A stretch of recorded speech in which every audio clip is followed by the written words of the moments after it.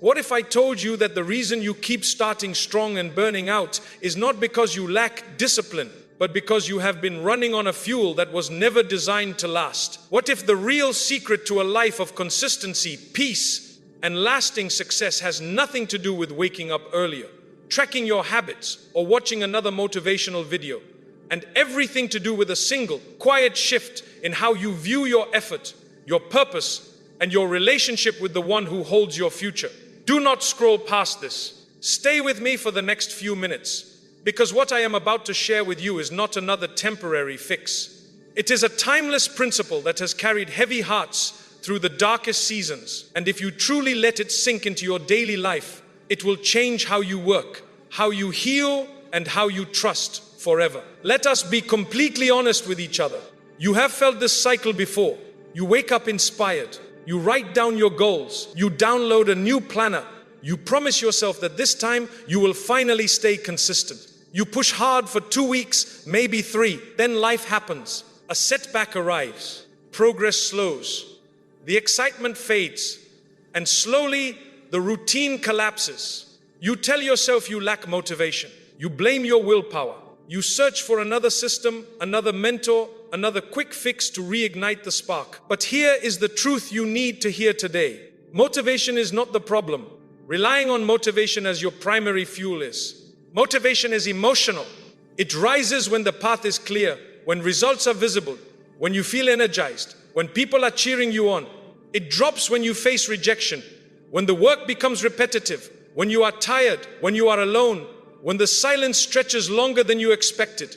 You cannot build a lasting life on shifting ground. You cannot construct a steady future on a feeling that changes with your sleep, your stress, your notifications, or your circumstances. What you actually need is a flame that does not depend on your mood. A fire that burns quietly, consistently, even when you are exhausted, even when you doubt, even when you fail.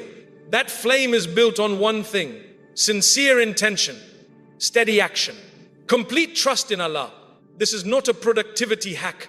This is not a mindset trick. This is a spiritual rhythm. It is the alignment of your heart with divine wisdom. And when you live it, consistency stops being a struggle and starts being a natural expression of who you are becoming. You stop asking yourself, do I feel like doing this today? You start asking, what is the right thing to do, regardless of how I feel? That single question changes your entire trajectory.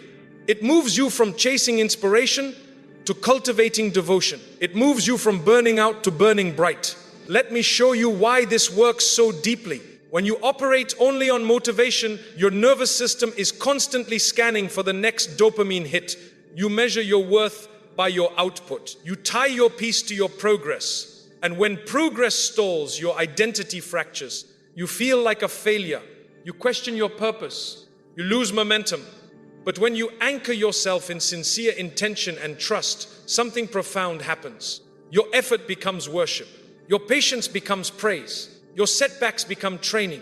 You stop tying your value to external results and you start grounding it in internal sincerity. You realize that showing up with a pure heart matters more than the applause that follows. The Prophet Muhammad, peace be upon him, gave us this foundation with beautiful clarity. He taught us that actions are judged by intentions and every person will receive exactly what they intended. Think about the weight of those words. They mean that your daily work becomes sacred if your heart is aligned with sincerity. They mean that your patience with a difficult colleague, your extra hour of study, your quiet effort when no one is watching, your restraint in a moment of anger, all of it becomes meaningful when your intention is directed toward pleasing Allah. Motivation asks you to feel inspired before you act. Faith asks you to act with sincerity, and peace will follow in its own time. You might be wondering how to actually live this. How do you replace the exhausting cycle of motivation and burnout with something that endures?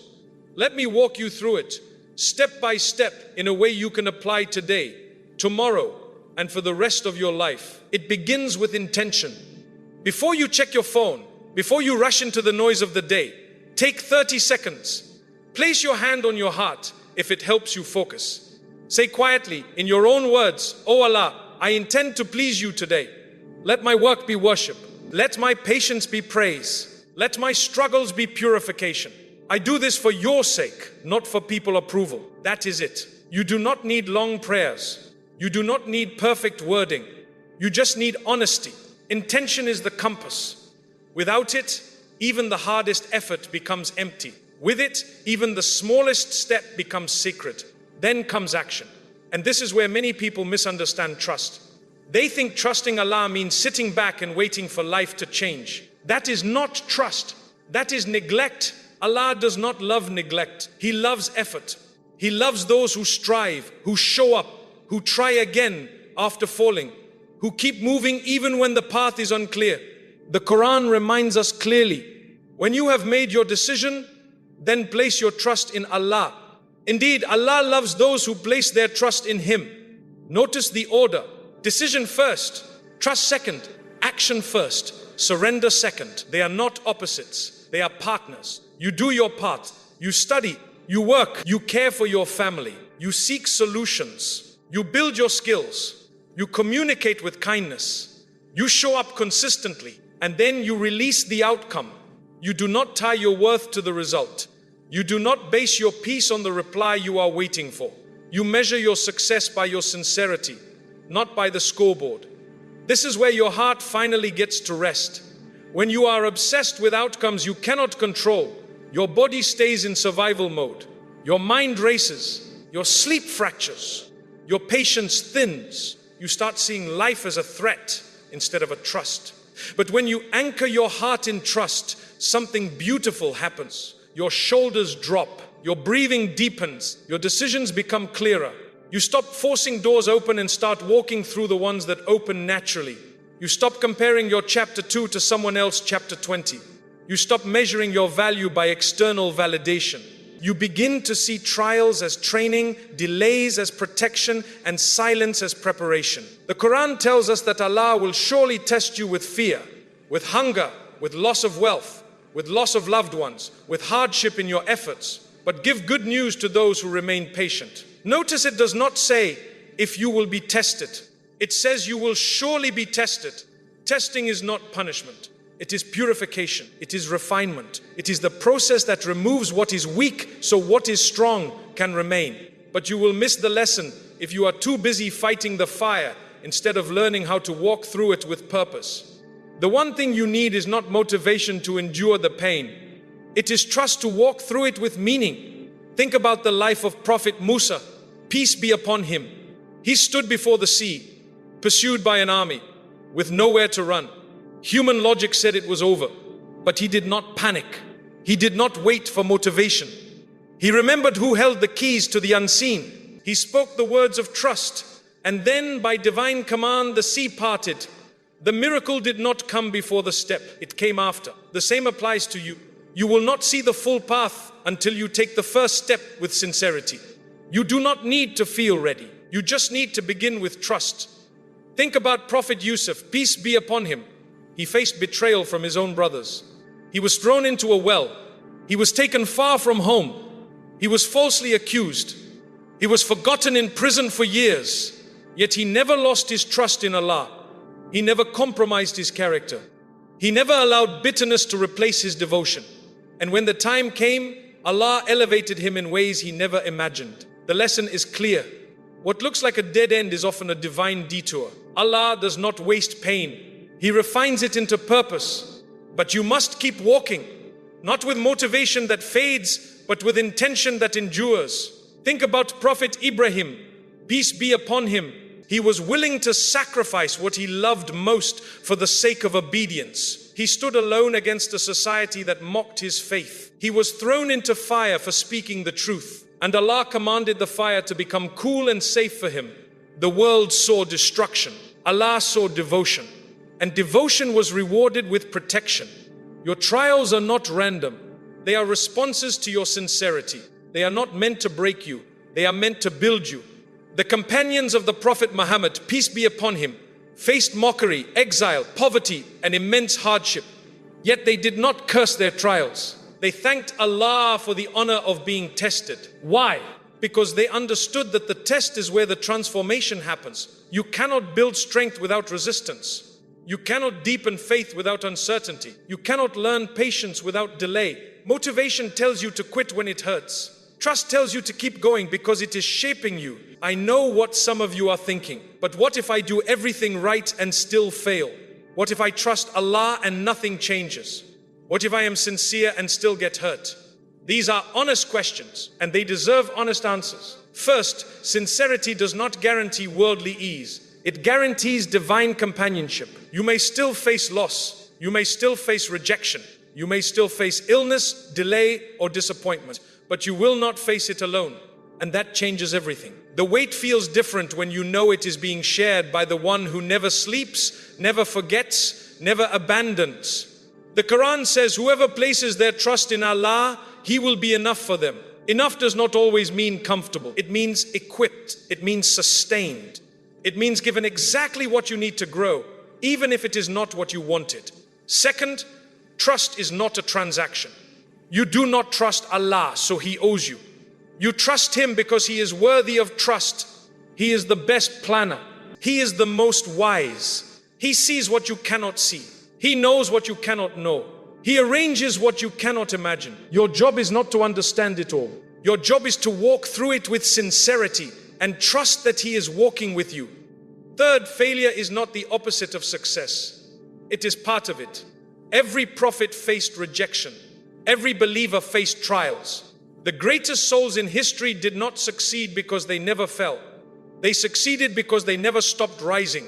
The Prophet Muhammad, peace be upon him, taught us that strength is not found in never falling, but in rising every time you fall. That is the rhythm you are building, not perfection, persistence, not motivation, commitment. Let me bring this down to your actual Tuesday morning. How does this one thing show up when your child is sick, your boss is demanding, your bank account is tight, and your heart feels heavy? It starts before you even leave your bed. You pause. You set your intention. You say, oh Allah, make this day a means of drawing closer to you. Let my work be worship. Let my patience be praise. Then you move. You show up. You do what is in front of you with excellence. But you detach from the result. You do not tie your self-worth to the promotion. You do not base your happiness on the reply you are waiting for. You do not measure your faith by how fast things change. You measure it by how consistently you show up with sincerity. When things go wrong, and they will, you do not panic. You do not spiral. You do not blame. You breathe. You say, Allah is sufficient for us, and He is the best disposer of affairs. Then you adjust. You seek solutions. You ask for help. You keep moving. But you do not let the setback define your relationship with Allah. You let it deepen it. When success comes, and it will, you do not become arrogant. You do not forget where it came from. You say, all praise is due to Allah. You share.